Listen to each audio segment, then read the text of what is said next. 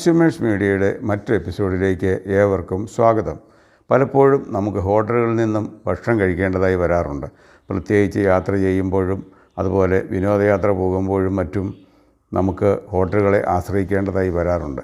ചില ഹോട്ടലുകളിൽ നിന്ന് കഴിക്കുന്ന ഭക്ഷണം നമുക്ക് ഭക്ഷ്യവിഷബാധ ഉണ്ടാക്കിയേക്കാം. അങ്ങനെ ഭക്ഷ്യവിഷബാധ ഉണ്ടായാൽ നമുക്ക് ആശുപത്രികളെ ആശ്രയിക്കേണ്ടതായി വരും. അങ്ങനെ ആശുപത്രികളിൽ അഭയം പ്രാപിക്കുമ്പോൾ നമുക്കുണ്ടാകുന്ന സാമ്പത്തികമായ നഷ്ടം ഹോട്ടലുടമ നൽകേണ്ടതുണ്ടോ? ഇന്നത്തെ വീഡിയോ അതിനെപ്പറ്റിയാണ്. നിങ്ങൾ ആദ്യമായാണ് ഈ ചാനൽ കാണുന്നതെങ്കിൽ ഈ ചാനൽ സബ്സ്ക്രൈബ് ചെയ്യുക, ലൈക്ക് ചെയ്യുക. ഇത്തരം നിയമപരമായ അറിവുകൾ നിങ്ങളുടെ സുഹൃത്തുക്കളിലേക്ക് എത്തിക്കുവാൻ ഈ വീഡിയോ ഷെയർ ചെയ്യുക. ഹോട്ടലിൽ നിന്നും ഭക്ഷണം കഴിച്ചു തുടങ്ങുമ്പോഴേ നാം ചില കാര്യങ്ങൾ ശ്രദ്ധിക്കേണ്ടതായിട്ടുണ്ട്. പ്രധാനമായും ഭക്ഷണം കഴിച്ചതിന് ശേഷം വെയിറ്റർ വാലറ്റിൽ ബില്ലുമായി എത്താറുണ്ട്. നാം പണം വാലറ്റിൽ വെച്ച് വെയിറ്റർ ബില്ലുമായി പോകുന്നു. തിരിച്ചു വരുമ്പോൾ ബാക്കി പണം മാത്രമേ വാലറ്റിലുണ്ടാവുകയുള്ളൂ. ബില്ല് മിക്കവാറും അതിലുണ്ടാവുകയില്ല. എന്നാൽ നിർബന്ധമായും നമ്മൾ ആ ബില്ല് കൗണ്ടറിൽ നിന്നും വാങ്ങിച്ച് കയ്യിൽ സൂക്ഷിക്കേണ്ടതാണ്. ഹോട്ടലിൽ നിന്നുമാണ് ഭക്ഷ്യ വിഷബാധ ഏറ്റതെന്ന് ഉറപ്പിച്ചു കഴിഞ്ഞാൽ നാം ആശുപത്രിയിൽ പോകണം.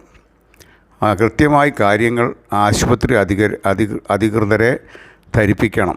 സംഭവിച്ചതെല്ലാം ഹോട്ടൽ അധികൃതരെയും അറിയിച്ച് കാര്യങ്ങൾ രമ്യമായി പരിഹരിക്കാൻ കഴിയുമെങ്കിൽ അതായിരിക്കും ഏറ്റവും നല്ലത്.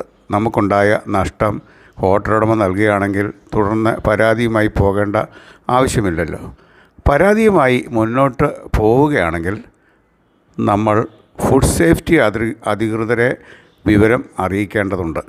ഫുഡ് സേഫ്റ്റി അതോറിറ്റിയിൽ നമ്മൾ പരാതി നൽകുമ്പോൾ ബില്ലിൻ്റെ കോപ്പി അതോടൊപ്പം വയ്ക്കേണ്ടതുണ്ട്.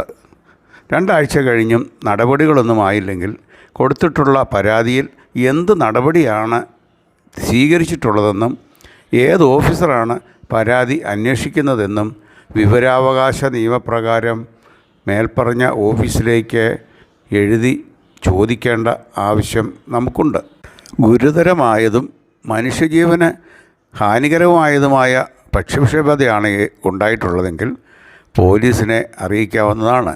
ഇന്ത്യൻ ശിക്ഷാ നിയമം സെക്ഷൻ 273, 328, 304, 34 പ്രകാരം പോലീസിന് കേസെടുക്കാവുന്നതാണ്.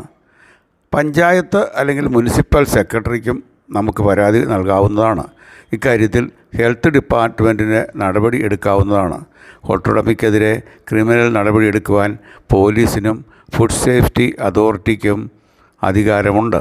സംഭവത്തിന് ശേഷം സേവനത്തിൽ വന്ന അപര്യാപ്തത ചൂണ്ടിക്കാണിച്ചുകൊണ്ട് നഷ്ടപരിഹാരം ലഭിക്കുന്നതിന് വേണ്ടി ഉപഭോക്തൃ കമ്മീഷനിൽ പരാതി സമർപ്പിക്കാവുന്നതാണ്. ഇതിനൊക്കെ നമ്മൾ ഹോട്ടലിൽ നിന്നും നമുക്ക് ലഭിച്ച ബില്ലിൻ്റെ കോപ്പി കൂടി സമർപ്പിക്കേണ്ടതുണ്ട്. ഇനി ഭക്ഷണശാലകളിൽ വിലവിവര പട്ടിക പ്രദർശിപ്പിച്ചിട്ടില്ലെങ്കിൽ നാം എന്താണ് ചെയ്യേണ്ടത്? Kerala food stuffs display of price by catering establishment order 1977 പ്രകാരം restaurant, coffee stall, canteen, club, railway refreshment സ്റ്റാളുകൾ, ചായക്കടകൾ എന്നിവിടങ്ങളിൽ വിലവിവര പട്ടിക പ്രദർശിപ്പിക്കേണ്ടതാണ്.